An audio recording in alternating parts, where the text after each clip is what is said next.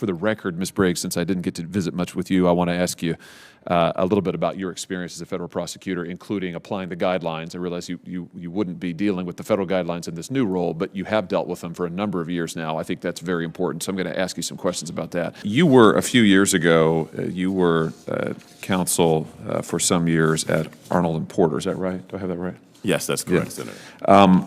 I just want to ask you about some of what you did there. I understand you represented a number of large pharmaceutical companies in your time there as an associate. Have I got that right? That's correct.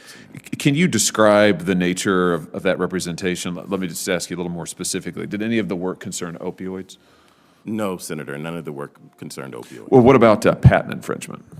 No, Senator, none of the work involved patent infringement. Can you give us an overview of the sort of matters that you did handle in that vein? Yes, Senator. With respect to my time at Arnold and Porter, and it was some years ago, the pharmaceutical defense work that I did was primarily tort liability and tort liability with respect to specific products. Got it. Okay, great. Thank you. That's very helpful. Judge Arthur, if I could come to you, I want to ask you about a case that you had a few years ago, back in 2017, end of 2017.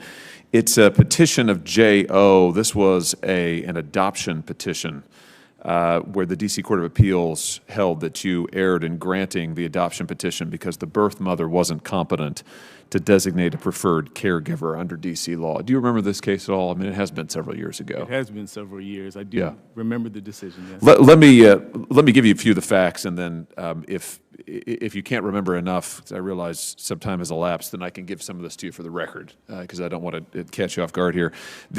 And my purpose in asking you this is a case where you were reversed. You've been a judge for a number of years. Anybody who sits on the court for any length of time is going to be reversed. So I'm not trying to catch you out here. What I'm more interested in is just trying to understand how you think, and then also, as currently a magistrate judge, how you deal with getting reversed, what you take from that, how you apply those lessons. So that's what I'm after here. So in this case, the court held that given the birth mother's mental history, her mental health history, that she was not in a position to make a determination about what was in her child's best interest. You had recommended that the birth mother's determination about a preferred caregiver be allowed to stand. That's what the D.C. Court of Appeals reversed. The opinion said the child's biological mother had a history of mental health problems. She was admitted to inpatient psychiatric care at the hospital, where she remained hospitalized for a number of weeks after giving birth. She had a long medical and mental health history, which is tragic. She'd suffered a serious brain injury at 19, had a history of substance abuse, and so on and so on. Her sister testified that the mother would wander about in New York and D.C. and Virginia. She was mentally ill. She was frequently homeless. This is a sad story and often appeared delusional. So it was a long opinion. It was about 45 pages, which is a pretty lengthy opinion for the highest court of the District of Columbia.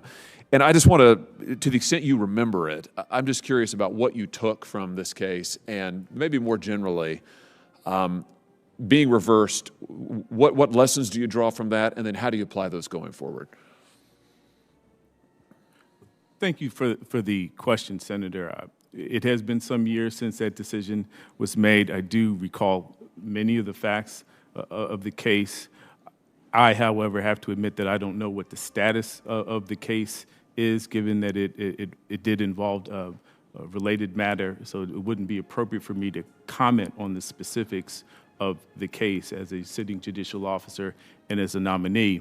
In terms of making my decision, what I did do is I did pay close attention to the evidence in the case and the facts of the case in rendering my decision, and I applied what I believed to be at the time the appropriate standard in assessing the birth parent's choice of caregiver. As it relates to how I handle or how I would react to the Court of Appeals decision, I would honor it moving forward. It's good law, Senator. Very good. Let me ask you, just from your experience serving as a magistrate judge, as you have presided over your docket for some years now, are there any particular problems that you have noticed within the D.C. judicial system that from your vantage point, that you think you're able to speak to? As a sitting judge, it's not appropriate for me to speak on certain issues. I will say, which was alluded to earlier in the questions, And our response is that the backlog created by COVID-19 and the judicial vacancies is a primary issue for the court, and it must remain as a priority. Are there any other steps or reforms that you'd like to see in the D.C. court system based on your experience that you think would help justice be better administered here in the district? Sorry. No, sorry. As a sitting judge and as a nominee, it's not appropriate for me to comment on or to answer that question. But the backlog issue is one that you've addressed. Do you feel strongly about that, it sounds like? The backlog is an issue. I deal with the cases every day, and our judges make it a priority to address the backlog in cases. Our court is expanding its operations, and we are making headway in addressing the backlog. Very good. Let me ask you each about criminal penalties.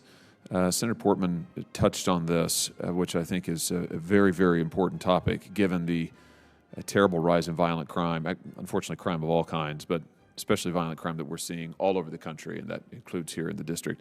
I'd like to know from each of you, are there any criminal penalties that you feel you would have trouble applying as a judge? Any penalties to which you have a policy objection or policy concerns? Let's just go right down the line. I guess we'll start with you, Judge. Again, as a sitting judge and as a nominee, it's not appropriate for me to answer that question. Well, so the answer is not no? Pardon me? The answer is not it's a maybe? Again, I can't comment on me and my views on sentencing. So what you're telling me is you might have some concerns about, you might have some policy objections, but you're not going to tell me what they are? No, that's not what I'm saying. My personal views don't factor into any decision I make regarding sentencing. I am bound to assess the facts of the case in the applicable law, and in sentencing, I would consider any statutory maximums or minimums in the case. Okay, what about you, Ms. Briggs? No, Senator. What about areas of law that may be over-criminalized in your view? Are there any areas of law that you think are over-criminalized? Ms. Briggs, I haven't given you a chance to go first, so and you're a federal prosecutor now, so let me ask you first. No, Senator. Mr. Ross? No, Senator. Judge? No, Senator. Okay. My time has expired, and I think there are probably others. Yeah, Senator Carper's here waiting to question. So I will, for the record, Ms. Briggs, since I didn't get to visit much with you, I want to ask you a little bit about your experience as a federal prosecutor, including applying the guidelines. I realize you wouldn't be dealing with the federal guidelines in this new role, but you have dealt with them for a number of years now. I think that's very important, so I'm going to ask you some questions about that.